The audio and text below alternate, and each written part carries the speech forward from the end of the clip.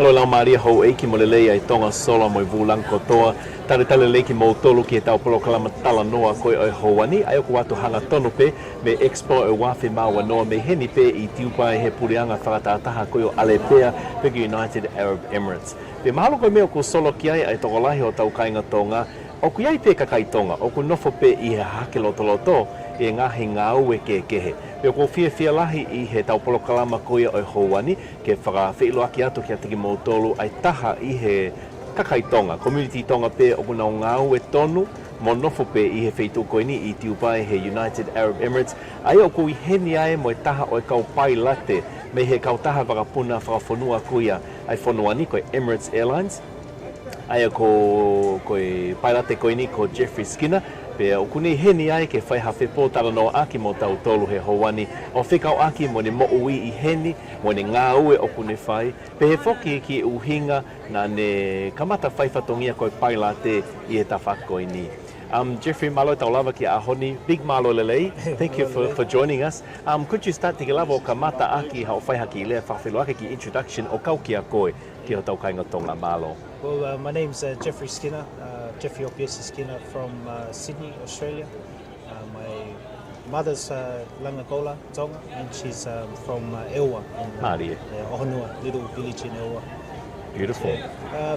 Other than myself, I live now in Dubai with my family, wife, 2 beautiful kids, and we're loving life here.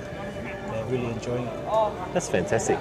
Before we talk about how you ended up becoming a pilot and getting into this industry, which is unique, we don't have many Tongan people working in aviation. But just to start off with, is you're originally from Sydney. Tell us a little bit about your upbringing and where you've come from. Sure. Originally from born in Manly born. Went to school in the Northern Beaches, and then ended up in Fairfield. Went to Westfield Sports High School. Spent many years there, and flying out of Sydney, also in Bankstown Airport, did my flying degree there, and worked at Sydney Airport flying for Qantas Link, and 10-12 years on from there, now I'm in Dubai. That's fantastic. And when you were growing up, did you spend much time going back to Tonga at all? Oh yeah, every holiday is usually. Been there probably 9 or so countless times, but haven't been back since a good 12 years now. I haven't been home, so been busy working, but always, as a teenager, my mum would always take me back to Elwa just to get some grassroots back in. So good. And here in the United Arab Emirates, we've had a chat a little bit before, there is a small Tongan community here. Could you give us a little bit of a snapshot? How many people are we talking? What does the Tongan community here look like in the Middle East? Oh, Tongan community here in the Middle East. Well, pilots, for instance, there's a good handful. You could count it probably on one hand at the moment. But we kept very tight. We keep very tight. We try and meet up occasionally have Tunubuaka or Whaiumu here, just to remind us of back home. And yeah, that's about it. You mentioned Tunubuaka there. Now, I know we're in the Middle East, and just for the benefit of our viewers, that I know ko tapu whoke puaka ia e wheito koe ni, ko lawe i peko whanua Muslimi whoke ni. So you guys, somehow you source puaka here and cook it here. Tell us a bit about that. They have, most supermarkets will have their own non-Muslim section, so you can get your bacon, all that kind of stuff. But to get the whole puaka for the tunu, you have to actually go to the supplier, and there's a room there, and you pick it up from there. Basically, tell them what you want, and they show you out the back. But yeah, it's quite everything's accessible here. Ofa ia. Ko whanga pē whakatapu, ka pako e puaka, sais pehepe. O whiha ia I he paanga Australia I heni. Malo pē o paanga tahua he kilo. Wow. So it's the same price as chicken in this country. So watu. We get about 15 kilos. Waka, and it's more than enough to feed everyone twice. How did you end up travelling from, so you mentioned you worked for Qantas Link in Australia, and how long have you been here in the Middle East, and what led you to coming from Australia ki he hahake loto? Been here 5 years now, 5 years and a bit, and what made me come here was just the opportunity to fly bigger aeroplanes, see the world. With Qantas Link, I was only flying New South Wales, Queensland, a little bit of Tasmania, but now that I'm in Dubai, there's 100 and I think it's lost count, but I think it's 152 or something countries we fly to, so the destinations are quite vast. What aircraft were you endorsed on in Qantas Link, and what aircraft do you endorse for now here in Emirates and Qantas UAE? Link was the Dash 8 Q400, yes. So 80-seater twin prop, turboprop And in Emirates, I'm on a 777 300, and there's three or four types. There's a 300, 300ER, and also the freighter one as well. So yeah, 3 types. And the 777 configured for 2 class can carry, I think, up to 450 passengers on board. So quite a big job. And why aviation? What brought you in the world of becoming a pilot from growing up in Sydney? Grandfather was ex-Qantas pilot, David Skinner. He flew Qantas for 27 years. Wow. And he took me for my first flight in Bankstown Airport when I was 16. So showed me flying, and I was like, yeah, this looks like something fun, and now I'm here. Wow. So how old were you when you got your pilot's license? 18 is when I started. So just fresh out of high school and straight into university, and just started flying to do the aviation degree. So, Have you ever flown in the Kingdom of Tonga at all? Once, a very special time. We were heading back to Ewa for a funeral, my grandfather's funeral, Obviously Tonga. And we were stuck in Nuku'alofa. We couldn't buy a commercial flight to jump across to Ewa. So my auntie at the time, Elebaya Kamoto, made a few phone calls, and next minute the pilot was there with a DC-3, red DC-3, and took us privately, jumped on, and we flew across the other side to Ewa, which was pretty short flight. If I'm not mistaken, the DC-3 belonged to His Majesty, the former late King Paul V, when he was still Crown Prince of Tonga. I believe the aircraft's still there too in Tonga. That would be nice. It's a very nice aircraft. The red is golden. Yeah, and if I'm also not mistaken, I believe that the flight from Tongatapu to Ewa is the shortest commercial flight in the world. It's pretty short, yep. 8 to 10 minutes, I think, depending. We took a little detour by Ohonua on the way just to fly over the house, but other than that, I'm sure it would be quick in a straight line. It goes to show that being a pilot is a huge benefit to your family when there's a need. No commercial flight, you were able to help take your grandfather home. That's so good. Now, coming to the Middle East, what are some of the challenges that you've encountered by living in this part of the world? It's the culture. I can see the culture is very different here from back in Australia or Tonga. What's been some of the challenges about living here? The biggest challenge for us would be family. So I'm one of 8 kids, and my wife's one of 5 kids. So we had a pretty close network back home to help look after the kids when we needed a break. But being in Dubai, it's just me and her. And so, it's just seeing family has been tough. Only during COVID, actually, the last 2.5 years, we haven't seen any family at all. Wow. So we just had our close friends in Dubai, that's it. But the toughest challenge was Penelope was only born, she's 1 now, so she was born during COVID, and no one saw her until she was 1. So there's a lot of nappy changes there. Yeah. And so that's the challenges. What about the benefits? What's the benefit? What keeps people like yourselves who are living here so far from family here in the United Arab Emirates? The main thing is just trying to set us up financially for the future. The schooling here is also quite good. Bailey's 6 and he's already reading and writing. And I think I hadn't started school till I was 6, so they start very early here. Education's good. And just trying to set us up for a better future down the track. Is it necessary to speak Arabic to live here in this part of the world? No, not at all. English is fine. Everyone speaks English, and no one's angry at you for not being able to speak Arabic at all. Okay, how far for how many Tongans are going to UAE? I would be guessing, but it would be hard to say. But I wouldn't say more than 20 or 30 Tongans together. What about Pacific Islanders? What other Pacific Island nationalities live here? There's quite a few. Fijian community, the New Zealand community, there's quite a lot, and the Samoans as well, there's quite a lot. But the biggest I'd say would probably be the Fijian community. And you mainly only see them at the sevens. If you go to the rugby sevens, then you could see the Pacific Islanders. Yeah, they all come out to the grandstands to support. No doubt COVID-19, border closures, I mean, both as a pilot but also as a member of our Tongan community here, would have had an impact on ability to connect with family. Tell us a little bit about some of the impacts of COVID-19 on your industry but also on family. Basically, we're flying back to Australia. Even if I had a flight, we were stuck in the hotel for much of our stays there. So Australia closed up shop pretty hard. 2.5 years, no commercial flights, no passengers in or out. And they actually kept restrictions on the Aussies coming out of Australia. So Australians couldn't actually fly out without applying for a Exemption? Basically, exemption, exactly. And the exemption had to be either someone passing away or for business. So in terms of seeing family, there was no options whatsoever. So COVID took a pretty hard hit. And also with Emirates as well, working for them, the destinations cut down to half, and we weren't flying passengers anymore, we're just flying boxes. Wow. So masks, all that sort of PPE equipment, taking it from India and Asia and shipping it to the US or to Europe. You must have had over the years, these last 5 years, working and travelling to some very unique destinations around the world, because Emirates has a massive global footprint in terms of its route map.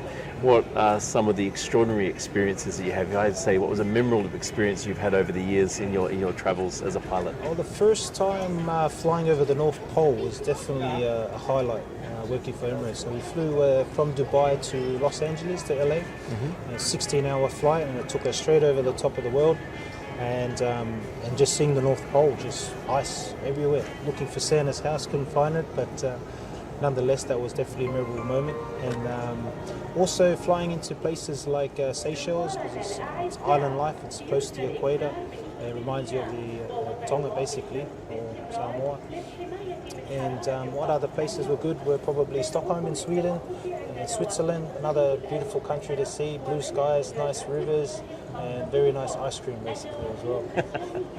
And what about challenging airports that you've landed? I know there's a few on the world list of difficult airports for pilots to navigate. Lakla in Nepal comes to mind. I know Emirates doesn't find that it's a small airport. I think it's Queen Juliana Airport in the Caribbean is also a rather short landing. But for yourself on the Emirates international route map, what are some of the most more challenging for pilots to land at? A few of the challenges are probably Seychelles. It's a nice tricky instrument approach onto a runway basically right next to a mountain, and they get a lot of southwesterly winds that just blow over the mountain and create lots of downdrafts.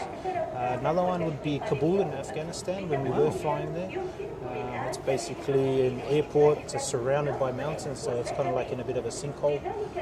But these tricky destinations, mainly the captains have to do the landing, so I get to watch it unfold basically. It's definitely challenging.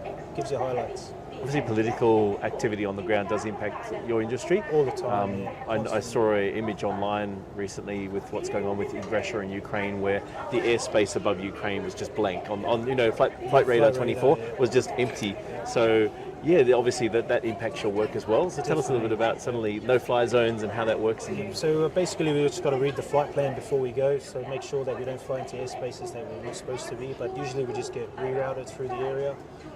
When we used to fly into Afghanistan, we'd have to call a company before we start our descent just to make sure it's still safe from 2 hours prior. When we left Dubai, it was safe, but we've got to check just before we go in, just in case something's happened drastically. I remember that many years ago that the Airbus A380, which is one of the largest passenger aircraft on the world map, that the Airbus company was churning and creating these aircraft, and now it's gone the other way with COVID. Did that have any impact in terms of the number of staff that are employed at Emirates? Have we seen a decrease in the number of our Tongan or Pacific community here in the UAE? Yeah, definitely. Industry worldwide, not just Emirates. Lots of airlines had to cut back. Lots of redundancies were made. And some of them being your friends that are pilots as well had to be sent home. We lost quite a few on the 380 and only a small handful on the 777, but mainly the Fijian community, a few Tongans, and some PNG as well. Boys got let go as well. So a lot of them were ready to retire, and actually some have come back as well. So now that they're rehiring again, the brighter futures ahead. That Europe's opening up again. The UK's banned all the PCR, I think's gone. So travel hopefully will pick up this summer, which is June, July for the Northern Hemisphere. So. Summer in this part of the world, hey? Yeah, that's it. Yeah. Oh, so June, nice. July should be, hopefully that's a big kick in the guts. Do you miss Australia? A little, yeah, a little. What do you miss about Australia? The beach, Yeah. the beach, the family, the barbecues, the kids running around, and that's about it. Yeah. How do you guys socialise here I mean, obviously our Tongan community, if you're in Sydney right now, you'll be invited to weddings and there'll be funerals and lots of things happening. How does that look here in the UAE? Is it... Here in the UAE, we mainly just, where we stay with the pilot compound, we just barbecues. Always we try and keep it close to home, so have a close, tight-knit community. Mainly just islanders and a few Palangis we hang out with as well. And just take turns having barbecues, really.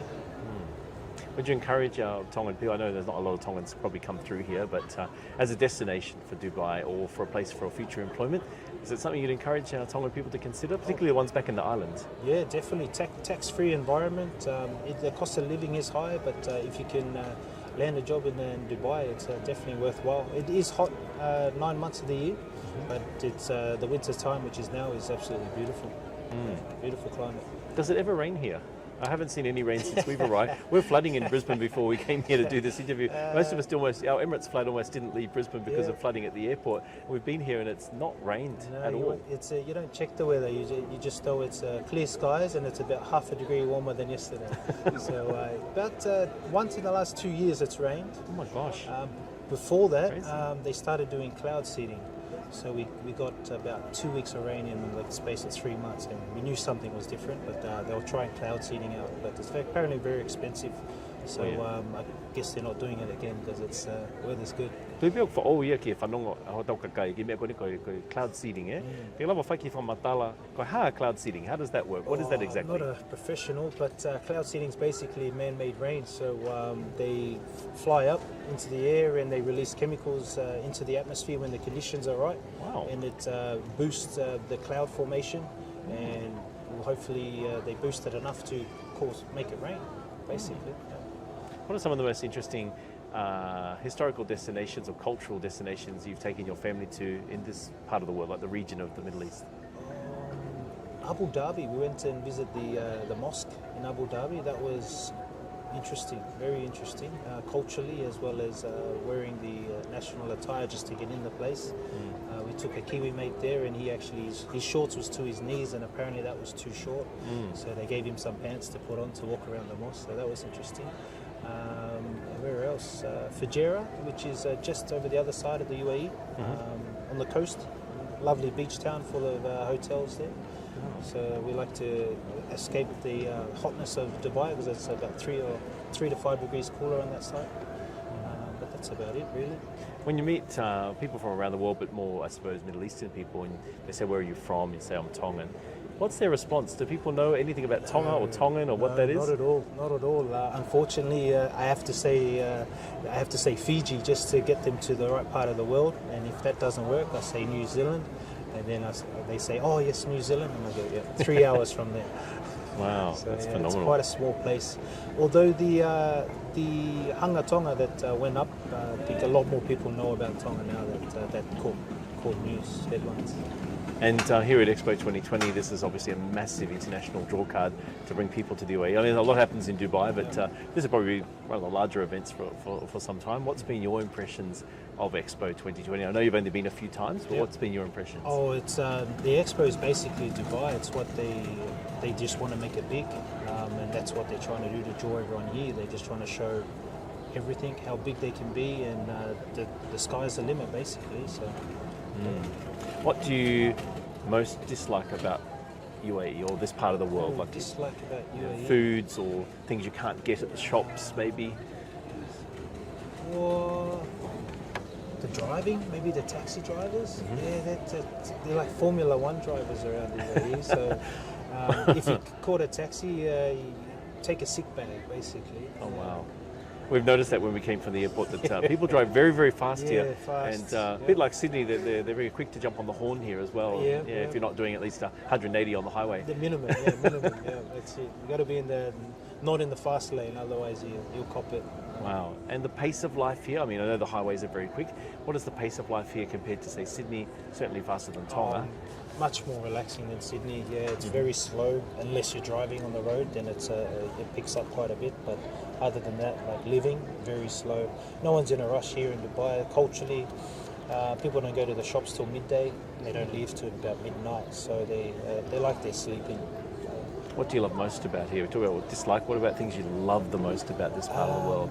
Beach clubs. They have beach clubs. We're working with the Emirates, has its perks, so we can go to the hotels and use it for the day, so we can laze about, order some food. The kids can swim around, and when it's time, when they get tired, we head home. So that's probably one of the big perks. What's the scariest part of your job as a pilot? And when I say this question, I think in the back of my mind, I'm thinking of air crashes. People will be scared. Some people are scared of flying. Yep. But even as a pilot, I know you're in control. But there'll be times I'm sure there's been something you've been a bit close calls in your life and things that might scare you, weather or. Yep. The scariest thing about my job would probably be not being able to take control. So being a passenger, basically, and I suppose you can't see what's happening, but there's 4 seats in the flight deck, and if you're not the one in the first 2 seats, that would be scary if it gets into a situation where you can't actually do anything about it. But at Emirates, in saying that, they're all trained pretty highly, and I haven't had any instances where that's actually happened. That's just probably my nightmare in the back of my head. Yeah. There might be some young Tongan girls or boys watching this, might be teenagers, similar to yourself when you were very young and your granddad took you for a flight on a plane out of Bankstown, and they might have thought, I'd love to be a pilot and maybe flying for Emirates one day, but it just seems so far away, a goal like that. What's some words of encouragement you say to our young Tongan boys and girls who are tuning in from Tonga, New Zealand, Australia, America, wherever they might be?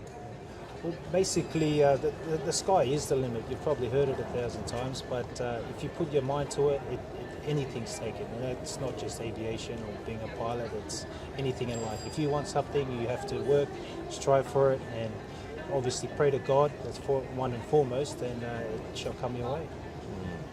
And is there, I want to ko whia wata whanga Māori ke whakahoko ha Popoaki Talanoa. Would you like to do any shout outs or dedication to family or friends you may not have seen for a long time who might be watching our program? I'd like to just shout out to the guys in Tonga, Mele and Hoki Kamoto, Ofa'atu, and to the family back in Sydney, Mum Maleta, Grandma, and Langa Kola. Just a big shout out. I love you lots, and we'll be seeing you soon. And to the Samoan folks back home, to Lango, to Leaso, all the best, and we love you guys. And is there anything that we haven't covered today that you feel will be beneficial for our Tongan community to know about life here? Anything to do with the United Arab Emirates, your work? For you tawhaaki o ku mahalo sola ki ana o tolu ke pehe ngari maaria pe ke nau whanongo. No, nothing, we covered it all. Awesome. Look, I want to thank you so much, Jeffrey, for your time. It's been great to talk to you and learn about your work, and wishing you all the best with your ongoing career here in the Middle East. We may see you sometime in the future back home on local shores in Australia, but in the meantime, well, ma watu ma ofalahi atu ka te koe, ma ho whamiri, and ma aloha si whakataho taimi, ke hao ya honi, and I know you're dressed in your uniform today, and for those who are tuning in, we're actually outside the Emirates Pavilion here at World Expo 2020, and while we were preparing to have a chat with Jeffrey today, there's been many fans coming up and taking photographs with him. I think they thought he might be a model for Emirates Airlines, but then they found out he's actually a real pilot for Emirates as well, so just to add to the nostalgia. But yeah, thank you so much for your time today. Kuia. Hau eke mo kainga whakamalo au pito mo honga ia prokalamani ke malawa o whakahoko ha whepo Talanoa aki pe mo pailate mo oni. Tangata tonga koe ni o ku nofo mo ngā awi I heni pe I he pureanga whakatataha ko ale pea. Pe ko fia mo whakamawhana se ne vahe pe ki anga koe nau mo ui I heni pe kai ko ia pe ko ngahi pore anga mo ngai whainga taa mo ngai whainga fua nau whetalaki ai mo ia I anga koe mo whotunga mo funga koe nau ngā awi I he area koe ni. Kai kehe o ku wata tau polokalama o e ahoni me tua pe me he pavilion koe ai kautaha whakapuna Emirates pe koe pailate mo o ni eni mau I heni ai mo ia he ahoni fia au pito ki tau Talanoa mo ia. Wata whakamalo ke mo tolo mo mea mai o whapena o lelea tai polokalamani kia teke mo tolo koia o mo mea mai me apina pe whakawhi I atu pe ke mo toi mea mai ki tau polokalama hono hoko me ho mole tio mo televisione Pasifika. Mea te au surieni malo o pito mo mea mai ka mo mea tua o whātua.